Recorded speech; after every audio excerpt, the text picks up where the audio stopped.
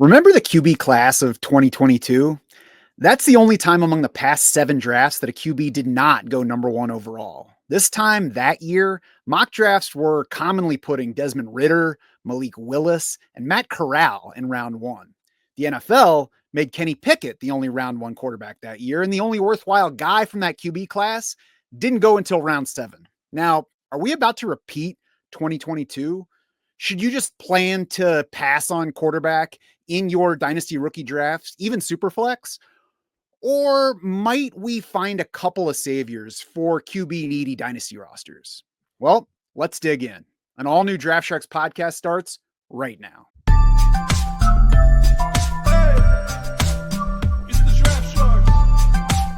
Matt Schaff, Jared Smola, and Shane Hallam of DraftSharks.com here to talk through the top QB prospects of the 2025 draft class. And Shane, first off, this QB class can't be as bad as 2022, right? No, it certainly is not, especially knowing what we know now about 2022. It's nowhere in that range. I think we have a top quarterback this year. We did not in 2022, as you mentioned. Kenny Pickett went in the 20s. And we have multiple potential first round, at least day 2 quarterbacks. And I think this is a deep class as well. I think that's where people kind of miss. They think, oh, this class is bad. But I think we have a lot of guys that are going to go round 3, round 4. We'll talk about some of them today that can maybe develop into starters. That sets it apart from that poor 2022 class. Jared, I mentioned that 2022 group. 2017 was the last time before that a QB didn't go first. We had Mitch Trubisky, Patrick Mahomes, Deshaun Watson all come out of that draft.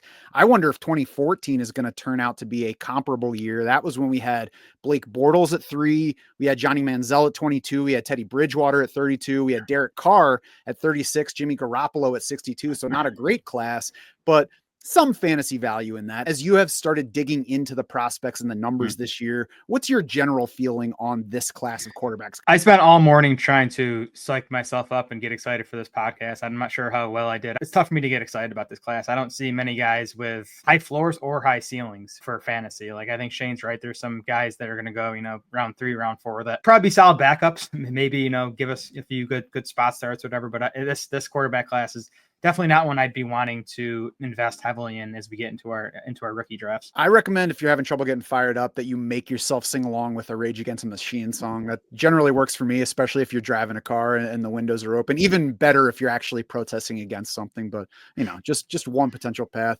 We are going to talk through the top 5 quarterbacks in our rookie rankings right now. We're also going to get to some of those late round potential sleeper types later on. Of course, we haven't seen very many non-first round quarterbacks, rise to either being an NFL starter or producing for us in fantasy lately, but there have been some outliers. So we're going to check and see if there's some untapped upside in those later rounds, some sleeper picks for your Superflex draft. But we're going to start at the top, which sure looks like it's going to be Cam Ward. He's not only expected now to be the top pick to go to Tennessee, he's also well ahead of the rest of this group in our Draft Sharks rookie model score. 9.36 on a scale to 10 is his score currently. Of course, we don't have the NFL draft landing spot to add to that, but we're assuming high draft capital for Cam Ward. That rating would have ranked 4th among all QB prospects since 2021, which is as far back as our numbers go, right behind Trevor Lawrence, Caleb Williams, and Bryce Young, right ahead of Jaden Daniels. Now, Cam Ward, 2 years at Incarnate Word, 2 years at Washington State, last year at Miami. Shane, 2024 looks like his peak, but he had good production throughout. What do you think of Cam Ward as an NFL prospect? He's definitely grown on me a lot through the process. Looking back in November, I was like, this quarterback class is bad. I was kind of on that train. And then Ward, going back and watching him, you see that star potential. This year at Miami was certainly his best year, 4,313 yards passing, 39 touchdowns, 7 interceptions. What I like about him, watching him all the way back to the Incarnate Word days, is he got better every year. You can see the improvement mentally. You can see the improvement physically, see the improvement in terms of rolling out and improving, which is one of his best traits. A lot of people might knock him for the history, but he was in a wing T offense in high school, didn't throw the ball. He was a 0-star recruit and ended up getting recruited because of just camp workouts. He actually declared in 2024, then went back and transferred to Miami, probably the best decision he made. He probably would have been maybe a day 2, early day 3 pick. But there's some dominant performances. I mean, like I said, his ability to improvise even when there's a pass rush, his zip and arm, I think is NFL level caliber. His rushing is underrated. He's a big guy who can run around. He's going to run through some of these smaller defensive backs too. The downside with Cam Ward, I think, is what we saw kind of with Caleb Williams in the NFL last year, playing that hero ball. I mean, Cam Ward wants to make the big play every single time, doesn't want to check the ball down. Numerous plays, easy checkdowns there, and he's running around looking downfield.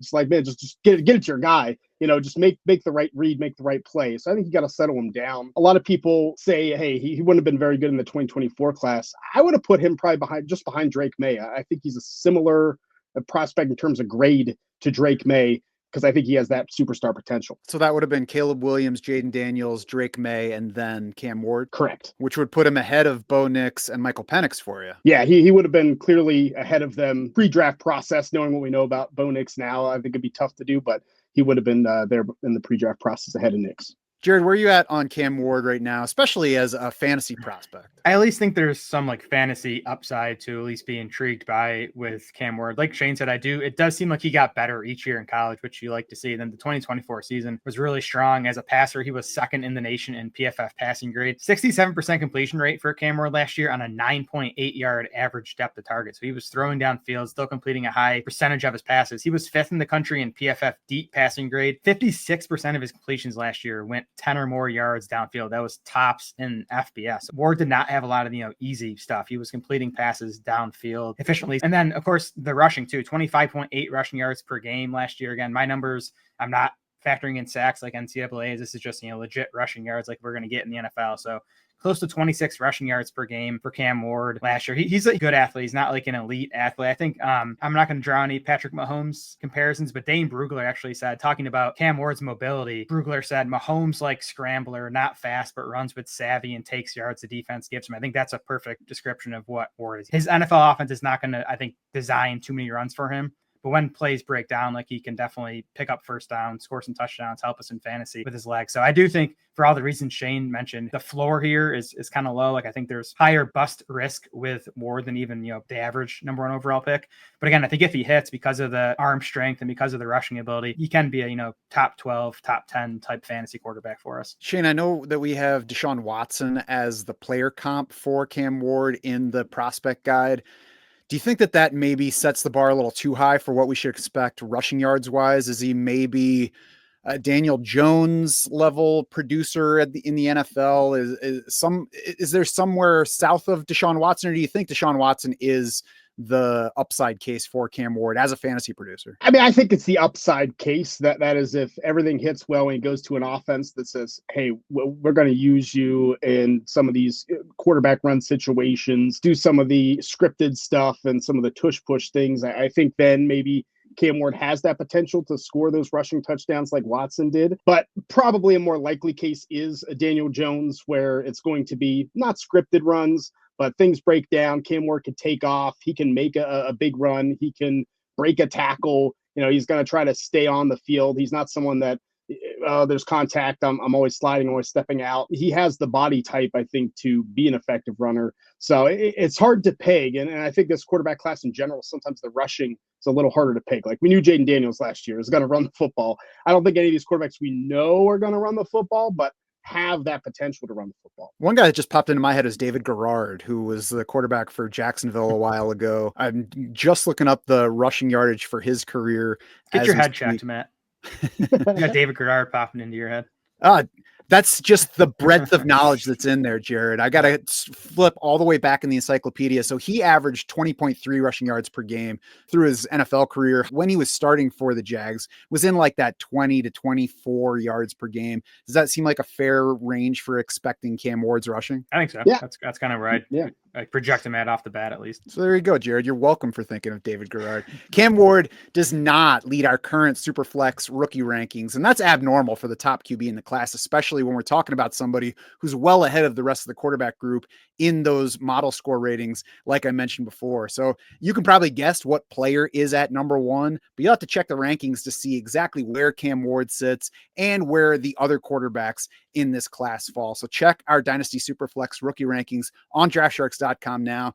And then, of course, they're going to be updated once we get landing spots for all these guys. Number 2 on our list and in our rankings right now is Jaxson Dart from Ole Miss. Good numbers in both rushing and passing. Obviously, that's where I assume most of us like to start with projecting a quarterback into the NFL for fantasy success.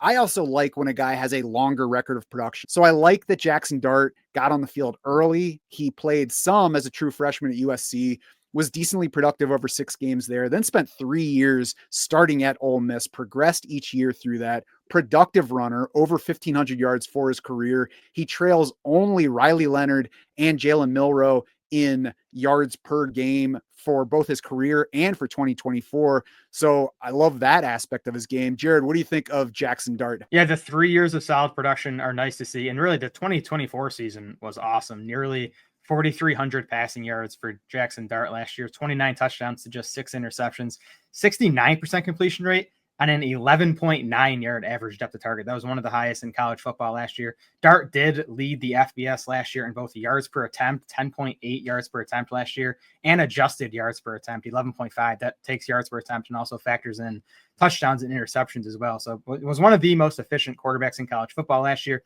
He was first in the country in PFF passing grade, 4th in the country in big time throw rate. That's a PFF stat.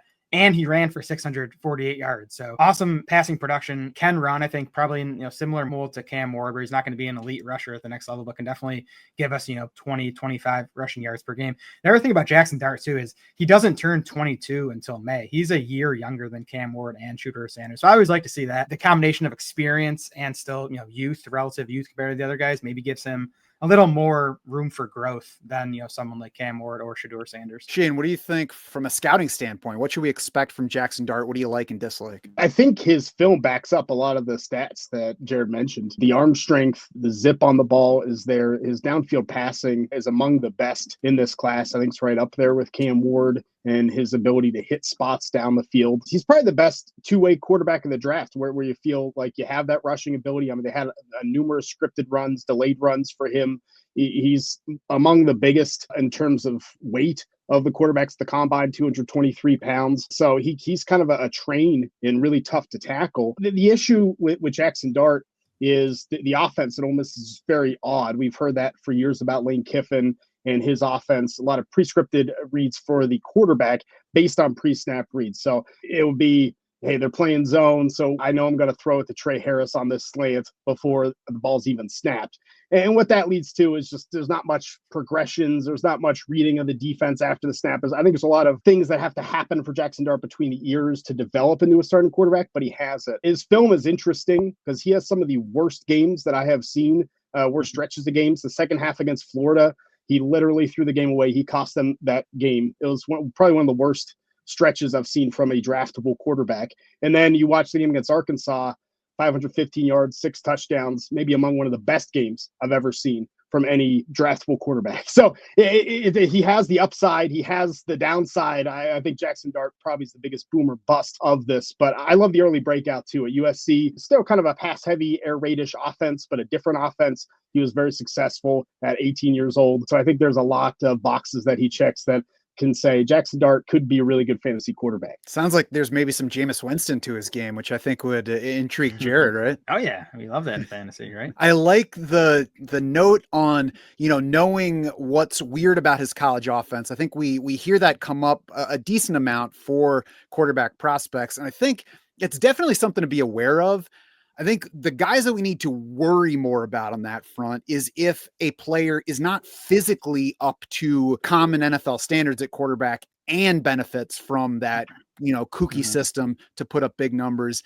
To me, if a guy is big enough, has a strong enough arm, and, benefits from this system, I tend to think as long as he doesn't show us that he's an idiot or, he's not physically up to it, then we should trust NFL coaches to be able to figure out how to leverage a quarterback's skills if college coaches were able to do it. Yeah, and just because Dart wasn't asked to do it doesn't mean he can't, right? Like, I think all these quarterbacks are projections as we get to the next level. They all need to take like pretty significant steps in terms of like processing and reading defenses to make it as pros. Maybe Dart's the step he needs to take is bigger than these other guys, but again, I like the stuff that I saw on tape, and I definitely like the production and again the rushing ability. So I'm with Shane. I think almost every quarterback in this class, like the bust risk is real, but Dart, again, I think if he hits, can do enough with his arm and his legs to be a pretty significant fantasy factor. Now, Shane, maybe a guy who does need that mental work. Maybe we worry a little bit more if he lands in a spot with coaches that we don't trust. Right. I think you want Jaxson Dart to go to a good system, a good offensive coach. If he has the ability to sit for a little bit, I feel a little more comfortable.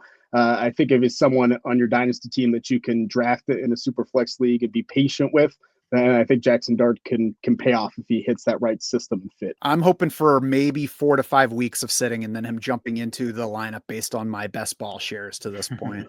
QBs 2 and 3 went earlier in our Superflex mock draft than they sit in our rankings for that format. You can find that mock draft. You can find our 1 QB mock draft, and you can find rankings for both formats in our rookie prospect guide. That is free on draftsharks.com right now. So check the link in the show notes below. Go there, download it, read about all these guys, and we will be updating as soon as we get draft landing spots for all these players. Third on our list, obviously, no surprise, Shedeur Sanders. Maybe the biggest surprise is that he's not number 2 on the list, but I think that he and Jaxson Dart are pretty close together in fantasy terms. Sanders is number 2 in our QB model scores at the moment, would sit 12th among all QB prospects since 2021, just ahead of Michael Penix Jr. and JJ McCarthy. Every other member of this class, including Jaxson Dart, currently carries a model score lower than Will Levis's from 2 years ago. Shane, I know you have some concerns about Shedeur Sanders, both from an NFL standpoint and as a fantasy asset going forward. I think from a fantasy perspective, we look for that rushing, and I think Shedeur Sanders is not bereft of rushing talent. He's athletic enough. You can see the mobility in the pocket, but if he gets drafted and starts, he'll be one of 2 starting NFL quarterbacks with negative career rushing yards in college football. Him and Jared Goff is the other.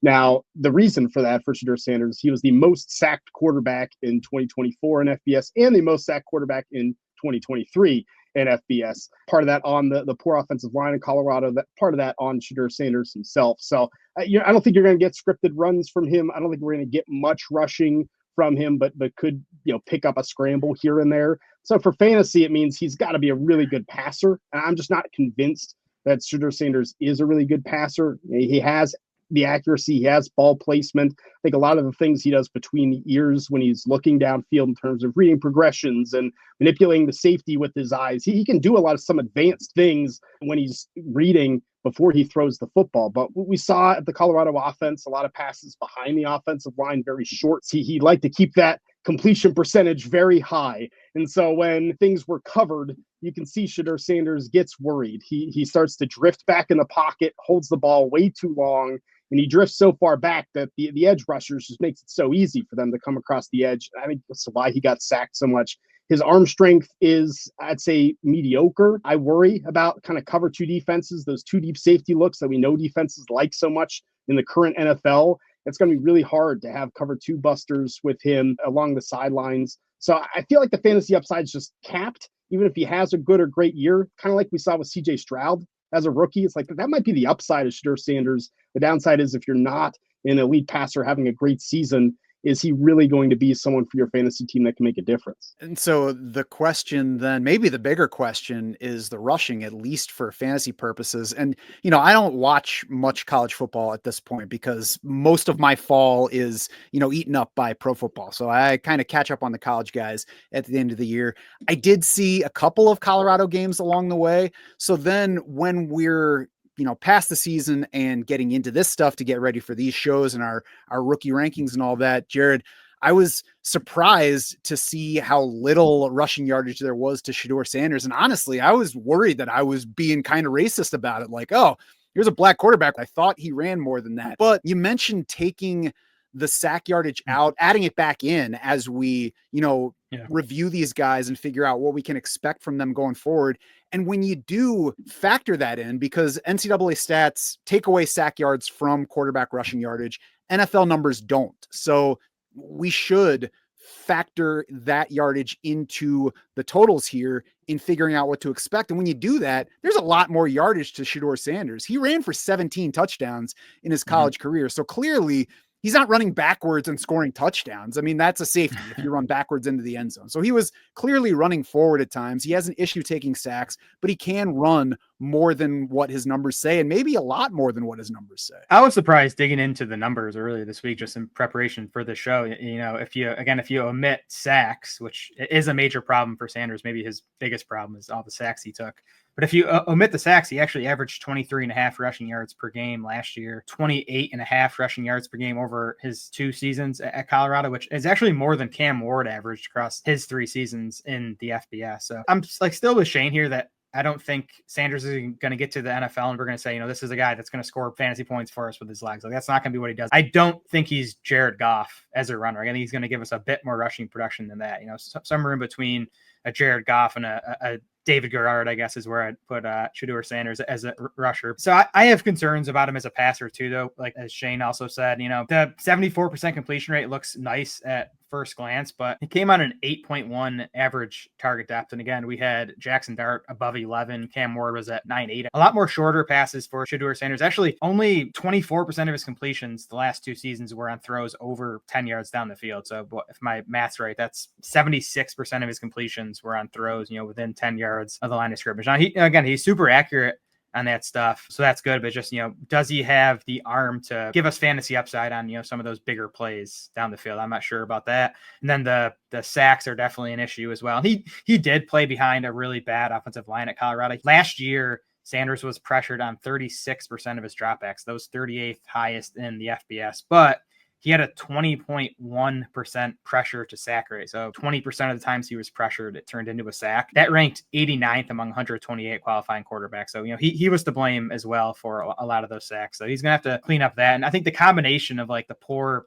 pocket presence or whatever it is that's causing these sacks and the subpar arm strength, that's kind of a scary combination. Not an exciting prospect right now. It does sit number 3 on our list, but I think I'm probably going to pretty easily take Jaxson Dart ahead of him. We're going to see where he goes draft wise, because right now is the time where all the rumors start flying, and there are some who are like, oh, he's still in play at 3, that's why the Giants are checking him out, and there are others who are like, he's not going to go in the top 10. He might not even go in round 1. So it's going to be very interesting to see where Shedeur Sanders lands. And that's ultimately going to have, a good bit of impact in his fantasy outlook. Shane gave Shedeur Sanders the full dynasty value treatment on draftsharks.com. So you can check that out for video clips that show off the red flags that we've been talking about here and talk about the limitations on his fantasy upside going forward. 4th on this list, I would say that there's probably a bit of a gap, but we'll get to that in a minute. I think the one thing we can say for sure is that Tyler Shough has the wackiest profile in this QB class. So he got to Oregon in 2018, took a red shirt, backed up Justin Herbert the next year, took over in 2020 after Herbert got drafted, but only got a 7-game season thanks to COVID, played fine that year, transferred to Texas Tech for the following season, opened there as a starter in 2021, broke a collarbone in week 4, done for that season, won the starter competition again in 2022, injured his left shoulder in the opener, missed a whole bunch of time, came back late in the year, was also the starter for 2023 at Texas Tech, fractured a fibula in week 4, so a lot more missed time there, then transferred to Louisville ahead of this past season, had really the only full season of his 6-year college career high 266.3 passing yards per game, 23 touchdown passes to 6 INTs. And now he's a 25-year-old coming out of college, going to turn 26 in September of his first NFL season, but is generating some buzz. A big guy, has a strong arm, and can move a little bit. Shane, what are we looking at in Tyler Shough? Really intriguing upside. 6'5", 219, and he ran a 4.63 40 time, which was faster than I thought he would be. I think you can see some of that athleticism on film, but for a guy as kind of tall and lanky as he is, I was like, I didn't expect that. So there may be some rushing upside with him, similar to these other quarterbacks that we talked about. Probably not someone you're going to run out there on the read option, but someone that can take off. And that injury history is interesting because the collarbone injury twice, the broken leg, nothing that's really lingering. Right? It's not a knee. It's not something that you feel like, oh, this could be an issue. If you can get over the age, I think Tyler Shough is really interesting because he won that job at Oregon. Then they kind of phased him out, and you can see the arm strength all the way back into his Oregon days, that he has this rocket arm. He can throw it down the field. He can fit those tight spaces. One of the best play action passers, I think, in this class. He sells the play action so well. He's my highest rated in that aspect. Everything with him, I think you want a 25-year-old quarterback to be polished, and he's just not, because he doesn't have that starting experience. So when he gets pressured, there's some struggles. He kind of panics a little bit. He always feels a touch late in releasing the ball. He wants that pass to already be there instead of throwing it open. I feel like if he was 2 years younger, didn't have these injuries, he could be a first-round pick. He has that type of arm talent, but there's just a lot in that profile that you're like, this guy seems too old and too far gone. But if he goes in the second round of the NFL draft, I'm kind of intrigued. Brandon Whedon says he's definitely not too old, and Chris Wenke says he's a baby. Jared, what do you think of Tyler Shough? Yeah, Shough is a week older than Trevor Lawrence, who is about to head into his 5th NFL season. So that's obviously a concern for me. I'm with Shane. The injury history, it seems like more bad luck stuff and not something to worry about long term. But just the fact, this guy was in college for 7 years. And, even last year, 62% completion rate, 75% adjusted completion rate. That was 26 in the country. So nothing special. I just struggle to see this guy having the runway to still develop enough at the NFL level, I guess. I mean, I get it. Quarterbacks can play into their mid-30s, so you could still get 10 years out of this guy if he hits. But just the age and the mediocre college production. I think the rushing is what is most intriguing, what maybe makes him a bit more exciting for dynasty and fantasy football than even in real life, because Shough had just 132 rushing yards last year, but actually, he didn't play a lot over the previous 4 seasons because all those injuries, but it was still something like 30 to 35 total games. And he averaged 42 rushing yards per game. And you look at the injury too. I mean, like Shane said, he broke his left leg in 2023. So maybe that's why the rushing didn't quite come back all the way last year. Maybe, with another year removed from that injury, you do get some of that mobility, some of the rushing back. So that'd be most intriguing for me. Like if he does ever hit the field in the NFL, maybe he is a guy that can add some rushing production to his, fantasy resume. But to me, he seems like a long shot to ever, emerge as an NFL starter. Yeah, probably even a good bet to fall behind the last guy in our top 5 here once we get these NFL landing spots. And that's Jalen Milroe from Alabama. Whereas Tyler Shough was a bit of a complicated eval because of the way his career went, this one's pretty simple for fantasy purposes. Jalen Milroe's a high impact runner. He's not a very good passer. If he were a good passer, he would be a middle to high first round projection at this point. The draft capital is really going to tell us what his NFL team thinks about his early chances and probably his ultimate ceiling. But if he gets a starting opportunity somewhere, he's going to be an immediate fantasy option, because at the very least, we're talking about a guy who can run. Jared, I guess, where are we starting on Jalen Milroe as a fantasy upside candidate? Do you think he probably belongs higher in our top 5 already? Yeah, I mean, if I'm drafting right now, I'm taking him over Shough just because of the fantasy upside, because of the rushing. Milroe, not quite Jaden Daniels level runner, but probably like a tier below, I think. He had 68 rushing yards per game last year, 54 rushing yards per game for his career. Last year, Milroe had 12 rushing TDs of 10 plus yards. That was the most by a quarterback in 25 years. That's according to Dane Brugler. His excellent work in the Beast, which everyone should definitely download. Milroe ran a 4.4 flat at his pro day at 217 pounds. So again, if he hits the field in the NFL, he's going to give us high-end rushing production. I think that's kind of tough to argue with. The question is, can he develop enough as a passer to ever be an NFL starter or have a sustained run as an NFL starter? He's not a bad passer. He's just inconsistent. Milroe has a big arm.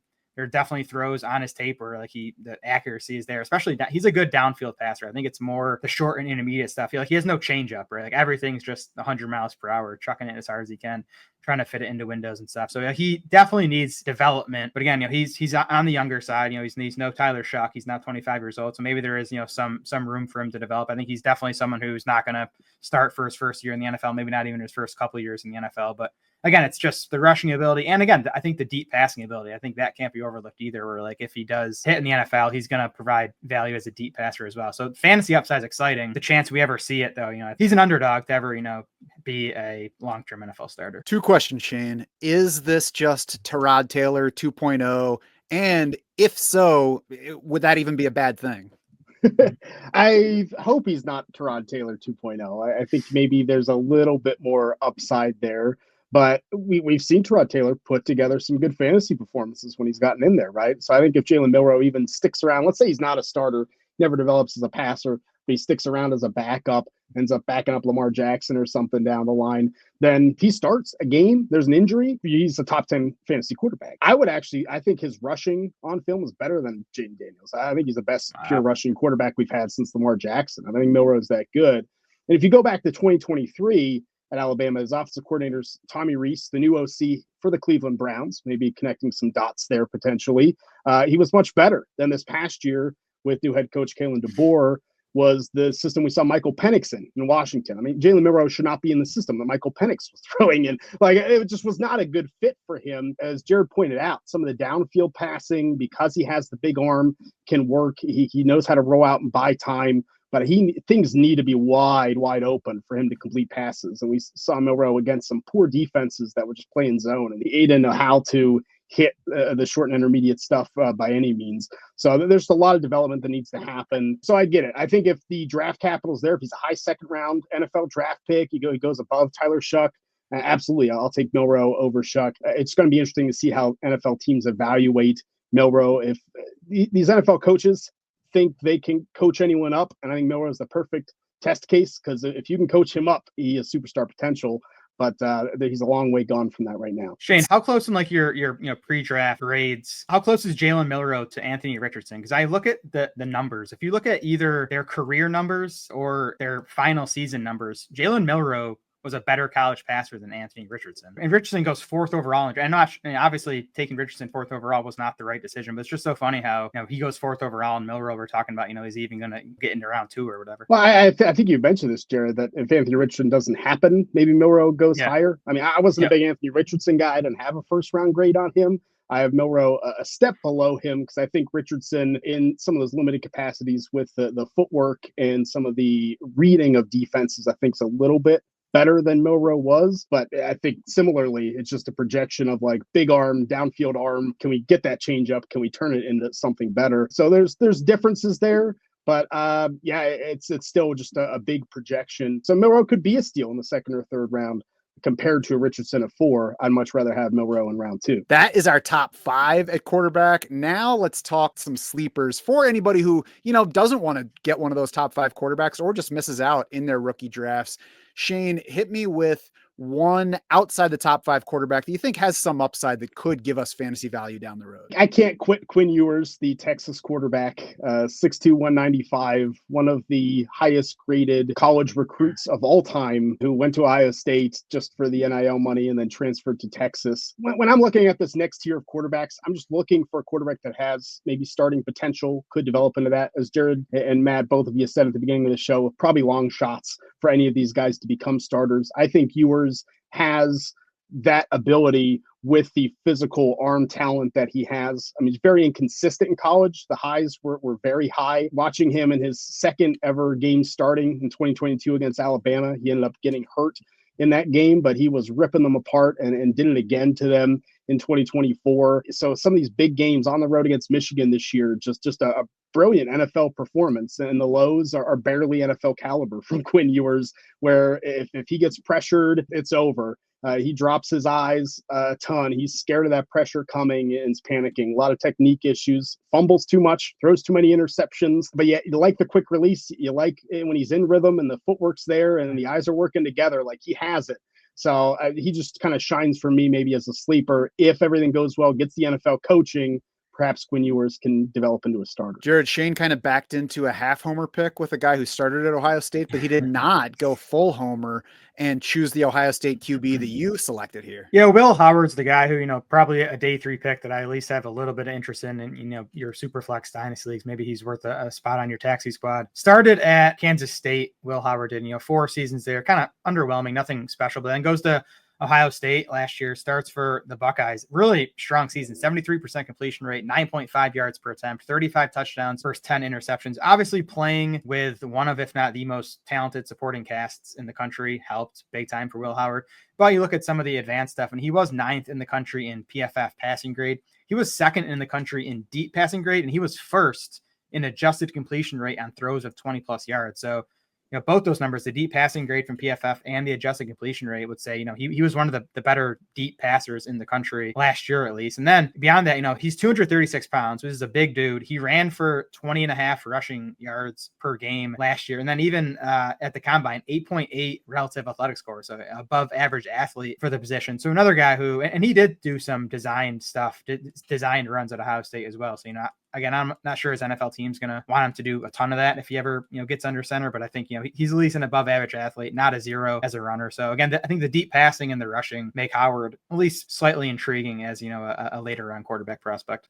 Yeah, I mean, in the NFL, there's not a ton of designed rushing for most quarterbacks. So we're really looking for a guy who can throw and scramble. Shane, as the Ohio State guy, what should we expect from Will Howard? Should we, be excited at all? A little bit. I think Jared laid it out nice. I mean, his footwork's solid. He just has this kind of average arm and relied on his receivers, I think, a ton down the field. But he have better supporting cast, but he faced better defenses than a lot of these other quarterbacks that we talked about. So I don't see too much in terms of reading progression. He's not going to throw it into tight spaces, but I think Will Howard's one of those players kind of like Milroe in the sense that, hey, if Howard develops into a backup and has to start an NFL game, I think he could be a viable, QB2 super flex starter for you. And that could be worthwhile to have on your taxi squad. I'm going to throw out Dillon Gabriel from Oregon and a bunch of other places. And I'll start by saying he is a total outlier. All three of these guys are more likely to not help our fantasy teams going forward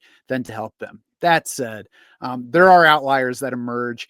And one of the equalizers, if you look back, or even just the ways that you can predict quarterbacks that do work out, is guys that had a lot of starts in college and were successful over a long stretch. Now, the reason that Gabriel is probably going to go somewhere in day 3, if he gets drafted at all, is because he's small. And, I've been reading the scouting reports on him, and that's basically it. Is he big enough? Does he have a strong enough arm? It's not even like his arm stinks. It's like his arm might not be strong enough. Oh, and sometimes he should take the downfield shots that are open, but he throws short. But what this guy did was produce across a long stretch of games in college. First in the class, an adjusted completion rate. So he is accurate enough. Second best PFF passing grade in the class when forced out of the pocket this past year. So he can throw on the run, which is going to be important for a guy who's 5'11". Fifth best deep passing grade in the nation last year. So he can throw deep. All he needs is a coach to tell him to do it more often. Sixth best turnover worthy play rate this past year. So even though he's short, and we'll hear over draft weekend about how he probably won't be able to see over the line, he managed to not throw a whole bunch of INTs in spite of that. Short average target depth, but some of that is the team that he's coming from. His ADOT was actually slightly deeper this past year than Bo Nix's was the year before. And now, the 5'11" thing, obviously the biggest limitation and the reason that he might not work out, the key reason that he might not work out. Since 2000, though, we have had 17 seasons of 200 plus fantasy points from QBs shorter than 6 feet tall. Now, that's a little bit cheating because 12 of those come from Russell Wilson and the other 5 come from Kyler Murray. But that's kind of the point. If we're looking for an outlier, then I can point to these 2 other outliers size-wise. One of them was a round 3 pick who basically didn't go until round 3 because the whole league was like, yeah, he's too short. He got in the league, started right away, and turned into Russell Wilson. Bryce Young is also short of 6 feet. We'll see where he goes. Hasn't been awesome so far, but was the number 1 overall pick. So all I'm saying is if you get deep into a rookie draft in a super flex league and you're like, I don't know, what should I do with this 4th round pick, maybe 502 or whatever, take a shot on a quarterback who was very successful through his college career and is basically only knocked for being short. Shane, am I crazy to think Dillon Gabriel has a shot? No, I think that's fine. I think he has that kind of backup potential. His pocket mobility and pocket presence really is what sold him as a high-level college quarterback. He knows how to navigate the pocket and keep plays alive and feels pressure well. I wish he was more accurate than he seems. Like his ball placement just isn't there, but I can see Dillon Gabriel with some rushing upside, a lot of experience. We always just can toss Gardner Minshew at the wall, right? As the 7th round pick who had a lot of experience. It was good. I mean, Dillon Gabriel could certainly be that. There you go. Jared, am I crazy to like a quarterback who I'd bump foreheads with? If Bryce Young can go number 1 overall, then Dillon Gabriel should at least get drafted. I think he's the classic, point guard playing quarterback, right? He's going to distribute the ball. If he gets in a system that, lets him do that with good playmakers, good after the catch guys, I could definitely see him at least being a factor at times throughout his career. You heard it. Jared said that Dylan Gabriel is basically football's Chris Paul. The rookie QB rankings are live on draftsharks.com now, along with our entire suite of dynasty tools. This is prime time for working dynasty trades ahead of the NFL draft. Right after the NFL draft, before your rookie draft begins, our dynasty value charts and the powerful trade navigator are waiting to help you maximize all of those trades. And once we get draft landing spots for all these QBs we've been talking about, we will update those projections for everybody. That's going to mean up-to-date 3D values on all these players to keep you making optimal moves to build and maintain your perennial dynasty contender. We're here to help you do just that by making sure that Draft Sharks is your unfair advantage.